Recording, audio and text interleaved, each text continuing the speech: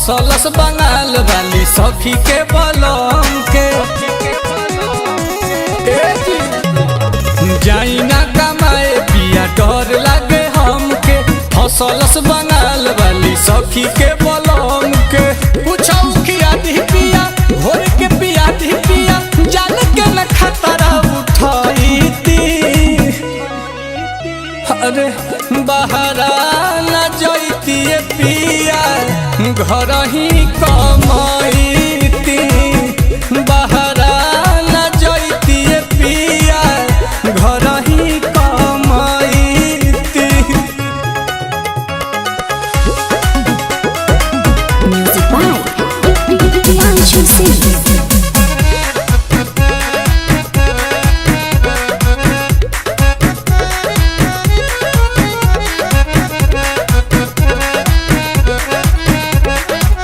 मारब चाहे भाल डांटब ये राजा दोसरा के कोरा न साटो माया त बात लेब ये हो बलमुआ रावा के हम कैसे बाटो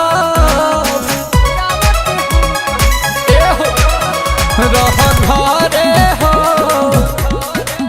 हमरे जरे हो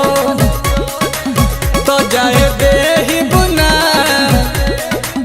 छूटा चारे हो कही तब दिन रात सुगल खा दूध भात अपने ही हाथे खियाईती अरे बहरा न जैती पिया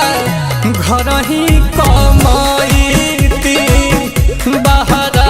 न जैती पिया घर ही कमाईती।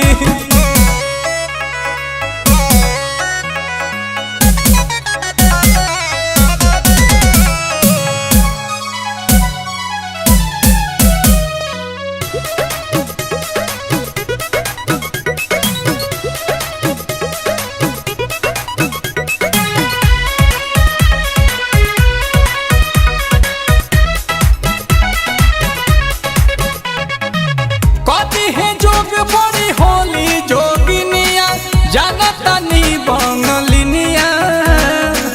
नील कमल जाइब त पाका ले आइब तू हमर सवतिनिया एहो बेगधरा हो कुछ करा हो कि आंसू हमरे से पेट भरा हो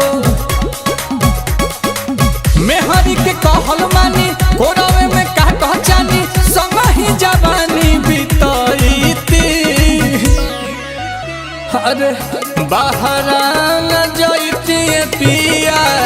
घर ही कमा